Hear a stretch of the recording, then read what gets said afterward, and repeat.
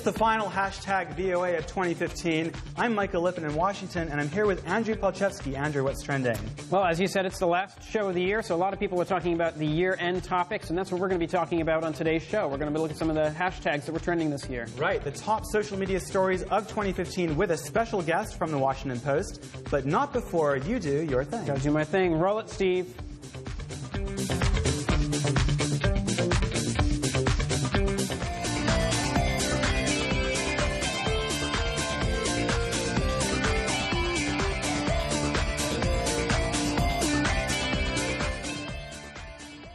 Welcome to Hashtag VOA. I'm Michael Lippin. Before we head into 2016, we want to take some time to reflect on the stories that grabbed major attention on social media during the past 12 months.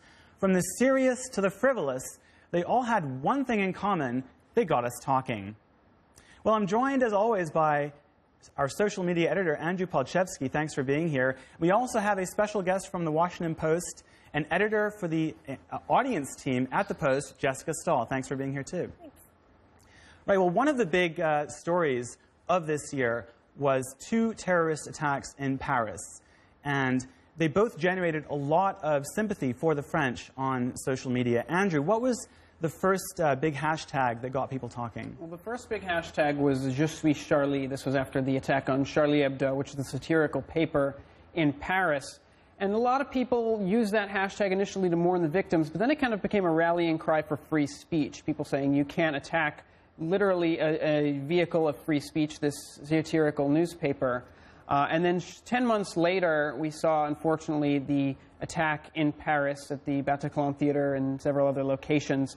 And so we saw Je suis Charlie become Je suis Paris.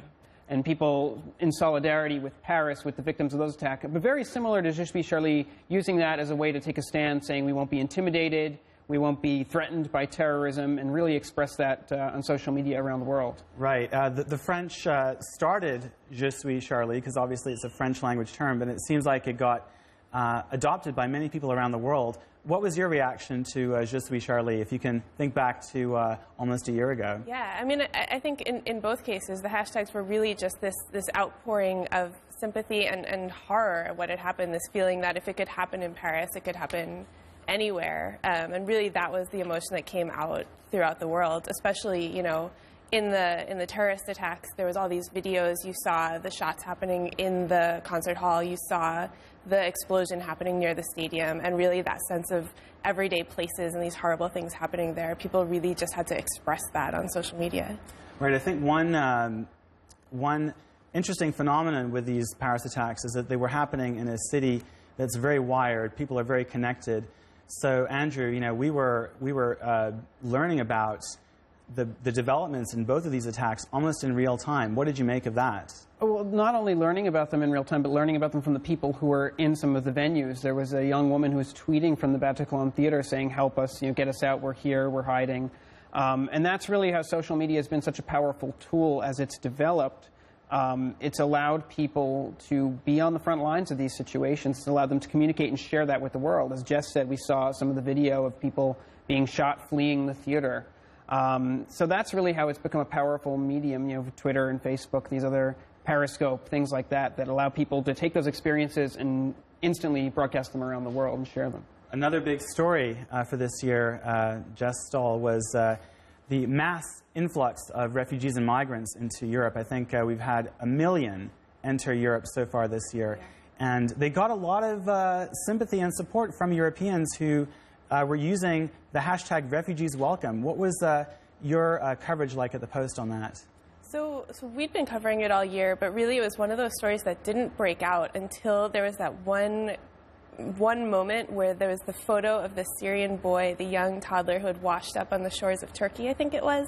And that was the moment where suddenly you saw the world pay attention and realize the scale of this tragedy that was happening. I think people sort of saw it as something that was happening somewhere else, didn't really understand the sheer magnitude of what was going on. But it put a human face on it, didn't it? Absolutely. From that moment, it really focused people's attention, and it really got people, you know, you saw even here in the U.S., people putting on social media their offers to house Syrian refugees and willingness to take people in, and that was happening all over Europe. And one country where there was a lot of support for the refugees in this year was Germany. And Angela Merkel, the German chancellor, changed German policy actually during the summer to allow more refugees to come in. So what was the kind of Twitter reaction like in Germany to the refugees? Well, you saw this hashtag refugees welcome, and a lot of the people supporting the refugees using that to voice that. And then with social media, it wasn't just people using it as a support tool, it was actually the refugees themselves using it. One of the most interesting stories I found from this year was refugees using things like WhatsApp and Facebook to not only connect with families back home to try to bring them forward to Europe, connecting with people who had already gone through and were in Europe to say, okay, this is the best path to get through, this is how you get through the borders, these are the tips and tricks to make it. So I think that's been a huge way that social media has been powerful this year in the refugee story. Do you remember people kind of freaked out at the time? They said, how are these refugees, how do they have cell phones? Like, they're these poor people, they're going through this horrible situation. If they have cell phones, it can't be that bad. And what people didn't realize was that if they were going to leave everything else behind, they were going to take their cell phone because that was what they needed to hear what other people's experiences had been, to find out things like Hungary is closing the borders, or Hungary is, you're going to have to walk to Germany from the border here. Right. And actually organizations that were trying to support and help the refugees as they were arriving to Europe were using social media to get information out to these people, to connect with them. So I think they all benefited from using social media as a communications tool.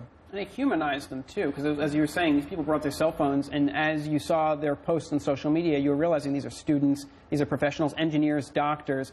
These aren't, just poor people. These are well-educated people that are really searching for a better life and leaving everything behind to get there. One of my favorite stories we did this year was we just asked a whole bunch of Syrian refugees, what did you do before you left Syria? And it really was. It was students, doctors, dentists. It was all these professional people, and that really put the message home that, like, this could be anyone. These are real people in horrible situations. Another big story of the year that I want to get both of your takes on, Black Lives Matter.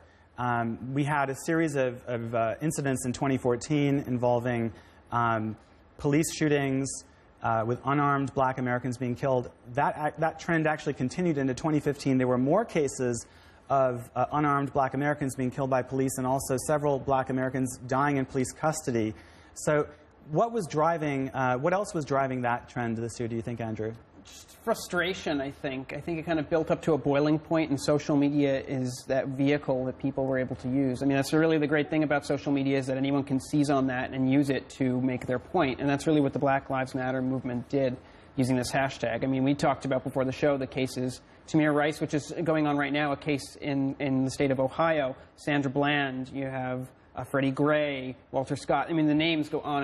And so every time one of these instances happened, that was the vehicle, social media, to get the names out there, to get the information out there, and to organize a lot of these protests, too. It was a mobilization tool. It was a mobilization tool, absolutely, to get those protests and get the activists together to make their voices heard in real life. But I think there was also a bit of a backlash. As with every social media trend, some people, Jess Stahl, were using they were modifying the Black Lives Matter hashtag to say, well, other lives matter too. What did you think of that? Yeah, I mean, you had this reaction of all lives matter. It's not just black people; everyone's lives matter, and it was this reaction to what some people felt was an overemphasis of this issue. But I think really the big story this year was people realizing that this had been going on. The hashtag had been around since at least the Trayvon Martin shooting was when the organizers started to use it. That was maybe 2012, I would guess. Right.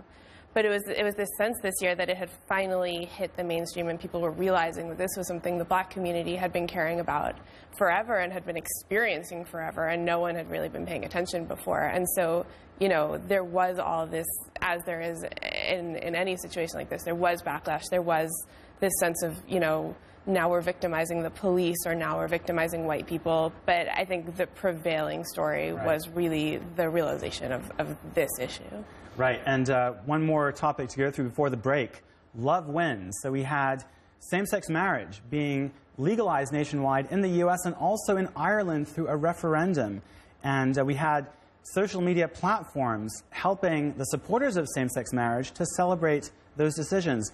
Andrew, what were some of the trends that you saw? Well, there were, I think it was about 26 million people or so on Facebook changed their profile pictures and put a filter of a rainbow flag in front of it. So that was a huge show of the first time Facebook allowed people to do that, right? I think it was, if not the first time, one of the first times for sure. So that was a very outward display of support. And I think just generally on social media, you see a kind of a generational shift that mirrors the shift on same-sex marriage.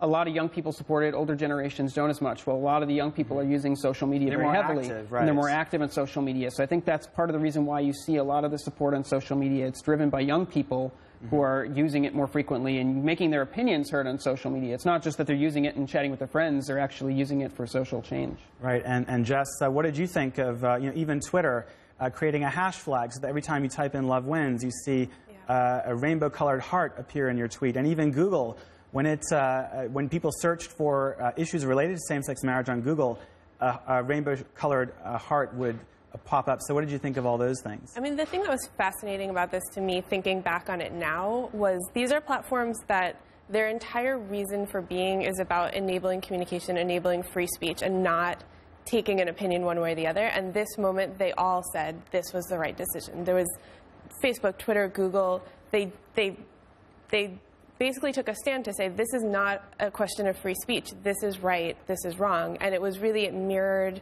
this sense in the country that, like, we're past the debate on this, that this is where we are, this is right. And the social media platforms jumping in to let people voice that, I think that was really significant. And reflecting the shift in public opinion on the issue. Absolutely. Well, thanks to both of you. We're going to take a short break, but when we come back, we'll continue our countdown with a man that you either love or hate. Stay with us.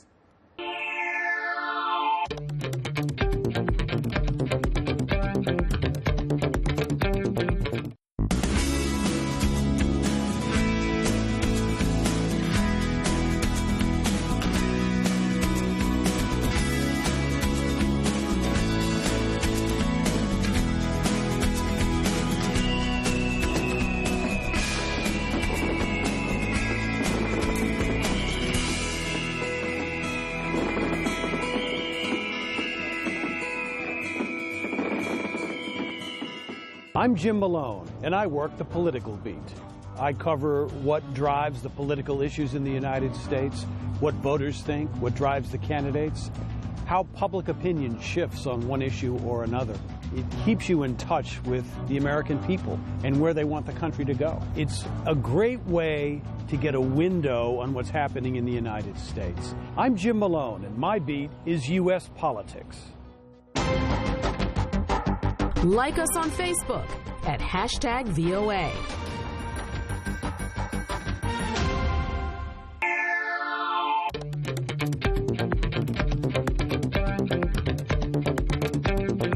When Mexico sends its people, they're not sending their best. They're sending people that have lots of problems, and they're bringing those problems with us. Well, that was Donald Trump, one of the big newsmakers of 2016 here in the U.S. Welcome back to #VOA. I'm Michael Lippin. And I'm here with Andrew Palczewski, our social media editor, as well as Jess Stahl, a digital editor at the Washington Post. So, Jess, I want to start with you. What do you think is behind Donald Trump's massive presence on social media? I think he's just, real smart. He gets that that's what's driving this election in a way that very few other candidates do. I mean, when he puts out sound bites like what we just heard in that clip, those are things that travel around the world in seconds. And I think he gets that for, some people might say for better or worse. But he has really been the master of the kind of social media gifable moment in a way that maybe only Hillary Clinton can match. Right, I'm glad you mentioned actually Hillary Clinton. I wanted to jump in and talk about that because she is, like you said, on the other side of the coin, kind of doing that. She has a big social media presence too. She has a huge social media presence, and she's doing a lot of this. They're both doing a lot of the same things. They're on different sides of the political spectrum, but as far as social media savvy, they're kind of playing from the same playbook. She was, tweeted out a GIF after the Republican debate of her kind of brushing off her shoulder from the Benghazi hearing, and people loved it and went wild. So her team and what she's doing a lot of that too. So the two of them, I think, have kind of risen to the top on the social media. It feels a little different, though, because it feels like when you look at Donald Trump on social media, it feels like he is kind of unchained, like he doesn't have a team telling him the right things to say. He's the one who is basically saying whatever comes to his mind on Twitter, isn't he? And on the opposite side, you have Hillary Clinton, who, it really feels very managed and in a very interesting way. She has a huge team backing her up, and when she tweets things, her appearance on Broad City, and she has a tweet that says yes, and it's just the way people talk on social media, but it feels studied. It feels like very intentional in a way that Trump's aren't. Yeah. So they're getting kind of the same endpoint, but different routes methods to get there. Yeah. Okay, so another topic, FIFA, the International Soccer Federation. Two big issues with FIFA this year. One was corruption. Andrew, what was driving that story? Oh gosh, the fact that FIFA has been corrupt for so long, it's been an open secret, and finally it was out in the open, and everyone could just pounce on it on social media. And that's really what people did, the jokes that were just flying around about the corruption, about Sepp Blatter. The former head of FIFA. Former head of FIFA. And then it was only exacerbated then, I think it was a week after all this came out, that he ran for re-election and won. And people said he got re-elected on top of all of this scandal. So it just kind of set off a social media firestorm, and it was this flashpoint where people could really strike out and say, we've been dealing with this corruption for so many years, and this is our point to really make it known and shout it out from the social media rooftops. Right, but on the positive side, we had the Women's World Cup, which got so much enthusiasm from soccer fans around the world. Did you watch the World Cup? I didn't. I caught the social media conversation, though. It's one of those things where, Americans don't care about soccer until our team's on top, and then suddenly everyone really cares about it. Yeah. The fact that you caught the social media conversation, that speaks volumes right there, because that was how a lot of people were keeping up with the games, where some people were watching the games, doing periscopes and vines of where they were watching it. That was really a whole new element to draw more people in. And suddenly all of these soccer stars who no one had ever heard of before become household names. Like Carly Lloyd, for example. Yeah. Another household name is Pope Francis. A slightly different league than Carly Lloyd. A different league, right. But he was traveling all over the world this year. He was in Asia. He was in Europe. And then three really big tours of South America in July, Cuba in the U.S. in September, and Africa in November. And in every instance, there seemed to be a hashtag that you could follow wherever the Pope was going. Andrew? Yeah, and we actually covered this on hashtag right before the Pope came to D.C. We had somebody on from the Archdiocese of Washington, and she talked about how their hashtag was hashtag Pope in D.C. And it was interesting because that was kind of the manufactured hashtag that they had. They had another one also, hashtag Walk with Francis, about committing to walking with Pope Francis on this spiritual journey. But then you did see kind of the organic hashtags pop up, hashtag Pope in USA, Pope in South America, Pope in Africa. I think the Vatican encouraged that as well. Absolutely. We talked about how Pope Francis is the tweetable Pope. I mean, he's actually not the first Pope. Pope Benedict was the first to tweet, but he's the one that's really come to embrace it, and it shows. Right, and Jess, the Pope is very popular on Twitter. Can you tell us a bit about his presence there? Yeah, I mean, he's incredibly active, him and his people. They really understand that this is an important way to get the message out. They do it in many different languages. They're incredibly active, and like Andrew said, they really encourage this. So when he was in the U.S., whether intentionally or unintentionally, he was creating these moments that just really took off on social media. So you had the family that dressed their baby up like the Pope, and he stopped the motorcade to go. I saw that. Oh, it's hilarious. Please look for it. It was so adorable. Okay. It was this little baby Pope. And so you had the Pope meeting the baby Pope, was this moment that kind of traveled around the world. Pope and baby Pope. Hashtag baby Pope.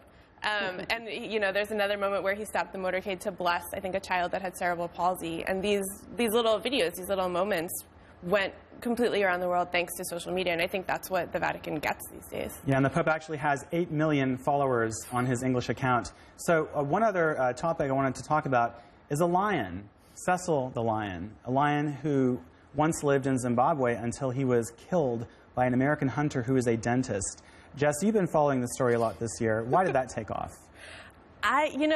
I don't know why one thing takes off and one thing doesn't, but this guy was the most hated person on the planet for several weeks. He went to Zimbabwe, he paid a local guide to help him do some trophy hunting, ended up killing this apparently beloved lion that was part of science experiments, and people just grabbed onto that and held him up as an example. It sounds like he didn't realize what he was doing, and maybe it was the local guide's fault.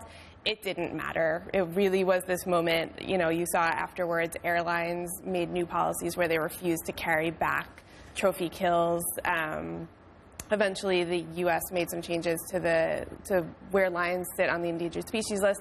It really just kind of galvanized opinion there. And just quickly, Andrew, what were some of the public shaming of this dentist? Who was doing that on Oh, Twitter? gosh, it was, I mean, it just brought this anger on social media. And one of the interesting things about social media is I think that was where his address for his dental practice, somebody found it and posted it on social media. So everyone had that. So people were showing up there and protesting, not in the virtual world, but in real life.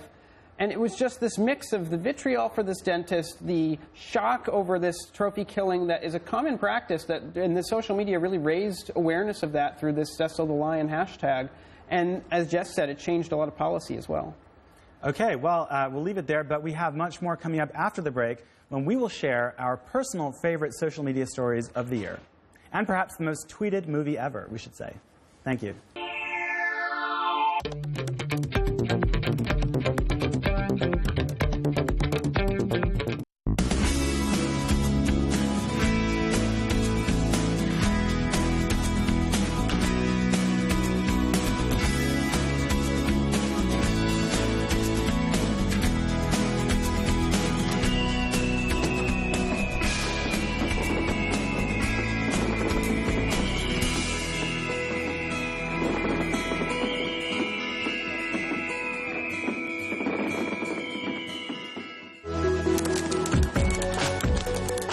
Tweet us at hashtag VOA.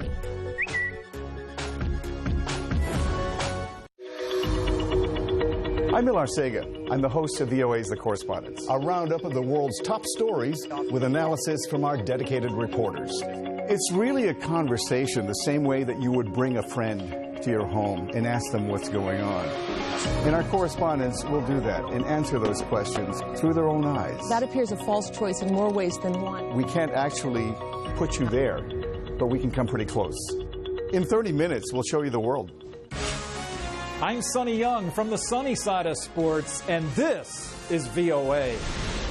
Follow us on Africa 54. Go to facebook.com/VOA Africa 54.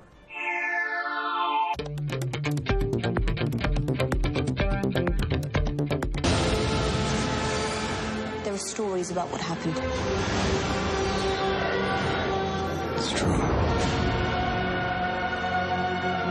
All of it.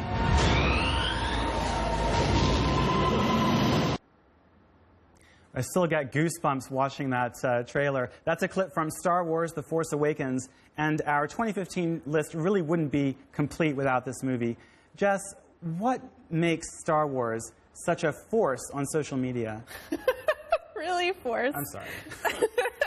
This is one of my favorite topics of the year, my favorite trending topic.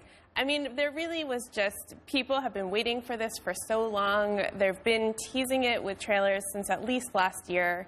And the anticipation was just running so high, especially, you know, after episodes 1, 2, and 3 came out and they weren't so good. And people really felt that this was the opportunity. We were finally going to get the Star Wars that we deserved. And you could just, the excitement has been going on for months. And Andrew, what kind of excitement have you seen on social media? Hashtag Star Wars The Force Awakens was top trending, I think, in the world for like 3 days straight surrounding the release of the movie. But then even before that, we covered here on the show Force Friday, and this was the release of all the Star Wars toys. And that was a top trending hashtag just for the toys and the merchandise. So that was kind of the first sense that people got from social media that this was going to be a huge phenomenon.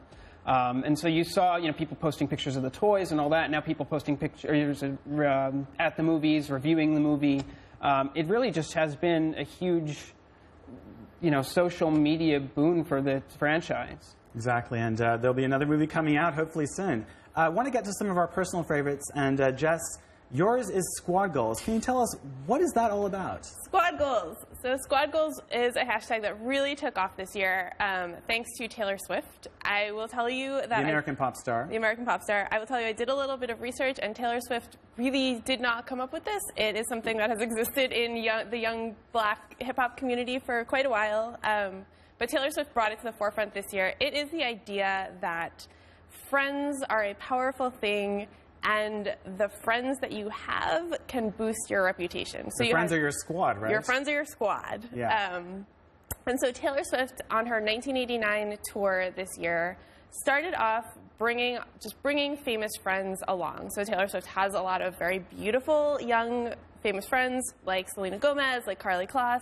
And as the year went on, it got weirder and weirder, and she started bringing on all these random people. She brought on Mick Jagger, she brought on Julia Roberts, and it just got to this point where the absurdity of waiting to see who Taylor Swift's new famous friend was going to be was just, I loved it. Kind of unpredictable. Andrew, your favorite topic of the year had something to do with a dress. Yes. What kind of dress? Specifically the Roman Originals lace bodycon dress. It's probably one of millions of dresses on the internet. But this Scottish family, the mother had purchased it for, I believe, her daughter's wedding.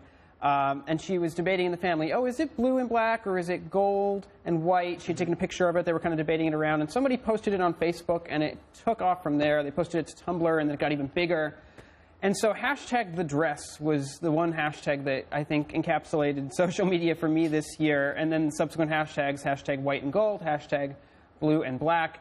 And for me, it was because it was just one of those silly things, and it shows the power. Silly. It's a silly thing, but it shows the power of social media, that you can put anything out there on the internet, and all of a sudden it can go viral. And it was 10 million times people used this hashtag within the first week. You had celebrities weighing in. You had memes. I saw a talk show where all the hosts on the talk show were wearing the dress, so they ordered the dress, quickly sold out. So it kind of goes back to what Andy Warhol said, everybody gets their 15 minutes. In this case, it was 15 minutes for a dress, but it captured really the dress heard around the world. I thought it was white and gold. Jess, this was apparently a big deal in the Washington Post too, right? I mean, it was a big deal all across the media. It was just the biggest story for a really long time, sort of inexplicably. And one of the things that we really took out of it was the power of Tumblr these days. So that's a social platform that people really haven't paid as much attention to. And that is really becoming one of the key places in the internet where people are talking. And if you want to take something serious out of the dress controversy, it would be really the power of Tumblr these days. Well, one more topic that I wanted to discuss with both of you was one of my favorites of the year, and that is social media modeling. We have an Australian teenager, Asenna O'Neill, 19 years old, who got a very big following on Instagram, something like 600,000 followers, for looking beautiful, for dressing in beautiful clothes. And then she kind of came out later in the year and said, actually, this is not as real as it seems. She actually deleted a whole bunch of images and recaptioned others to say, you know what, I was actually paid to wear these clothes. And her life, she actually talked about her life being lonely and depressed. And then we have, on the flip side, a very successful social media model like Kendall Jenner, the daughter of Caitlyn Jenner. And she had one of the most successful most liked photos on Instagram of the year with her hair shaped in the form of hearts. So she's been very successful at it, and then you have an Australian teenager who wasn't successful. What do you think about this whole phenomenon of social media modeling, Jess? I mean, I will say that this dichotomy really captures something that I think a lot of people are feeling, which is this sense that social media captures just very specific moments in people's lives. And it's the moments where they're happy and doing great things and eating great food. And there's even been some studies that came out that said that, you know, people who kind of look at what their friends are posting on Facebook and imagine that to be their real life are less happy because they feel that their life doesn't measure up. But of course, they're not seeing when their friend is sitting on the couch eating pizza, watching Netflix. They're only seeing the good moments. And just quickly, Andrew, fear of missing out, that's what they call it. And that really has, you know, had a huge impact on people's lives. So it's nice to see that young woman taking a step and saying, no, it's not all perfect. Life isn't perfect, and it's not going to be perfect on Instagram either. Yeah. All right, well, I think on that note, we'll leave it for today and for this show and for this year. Thanks to Andrew Palczewski, our social media editor, and thank you so much to Jessica Stahl from the Washington Post for being here with us today. And I'd like to encourage all of our viewers to visit our website at voanews.com/#VOA and tweet us with your comments and questions about the show. We are at #VOA. For Andrew and all of the team here at Voice of America, thanks for watching us in 2015, and we'll see you next year. Have a happy new year.